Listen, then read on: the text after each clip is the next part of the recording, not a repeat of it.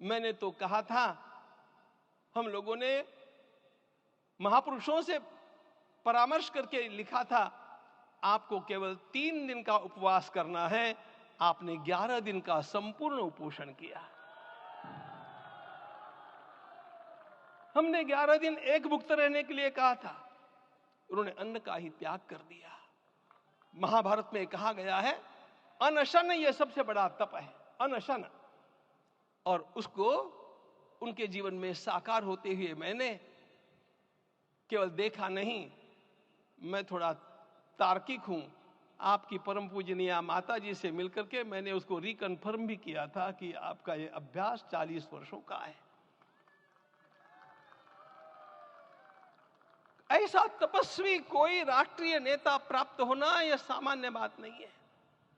वे इन दिनों में हमने कहा था कि आपको विदेश प्रवास नहीं करना चाहिए, क्योंकि सांसर्गिक दोष भी आते हैं। विदेश प्रवास टाल दिया सांसर्गिक देशों के इस दोषों की संभावना के कारण, लेकिन दिव्य देशों का प्रवास ऐसा किया। नासिक से आरंभ किया, गुरुवायूर गए, श्रीरंगम गए, रामेश्वरम गए।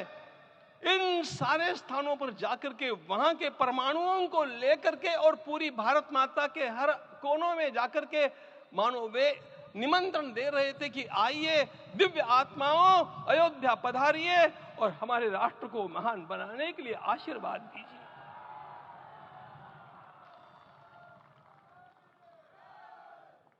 हमने केवल कहा था 3 दिनों तक आपको भूमि शयन करना चाहिए।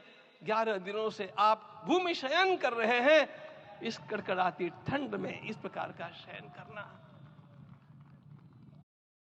मित्रों, ब्रह्मा जी ने सृष्टि को निर्माण किया। उस समय उन्होंने एक शब्द को सुना था। भारत की संस्कृति का सबसे मूल शब्द है तप, तप इति। हमारे पूज्य गुरुदेव के गुरुदेव परम गुरु कहा करते थे, कांची के परमाचार्य जी महाराज, तपश्चर। मैं जब भी उनसे मिलता था वे कहते थे तपश्चर। आज तप की कमी हो गई है और उस तप को हमने साकार आप में देखा। मुझे इस परंपरा को देखते हुए केवल एक राजा याद आता है जिसमें यह सब कुछ था, और उस राजा का नाम छत्रपति शिवाजी महाराज। छत्रपति शिवाजी महाराज। मित्रों, लोगों को पता नहीं है शायद, वे स्वयं जब मल्लिकार्जुन के दर्शन के लिए श्रीशैलम के ऊपर गए, 3 दिन का उपवास किया, 3 दिन शिव मंदिर में रहे, और महाराज ने कहा कि मुझे राज्य नहीं करना है, मुझे संन्यास लेना है, मैं शिव जी की आराधना के लिए जन्मा हूं, मुझे संन्यास लेना है, मुझे वापस मत ले जाइए। इतिहास का वो बड़ा विलक्षण प्रसंग है। उस प्रसंग में उनके सारे ज्येष्ठ मंत्रियों ने उनको समझाया और लौटा करके लाया कि यह भी आपका कार्य भगवत सेवा ही है। आज हम लोगों को उसी प्रकार के एक महापुरुष ऐसे प्राप्त हुए हैं जिसको भगवती जगदम्बा ने स्वयं हिमालय से लौटा करके भेज दिया कि जाओ भारत माता की सेवा करो। तुम्हें भारत माता की सेवा करनी है। मैं अपने को कभी श्रद्धा रखने के बारे में भावुक नहीं पाता हूं, लेकिन कुछ स्थान ऐसे होते हैं जहां पर आदर के साथ अपना मस्तक अपने आप झुक जाता है।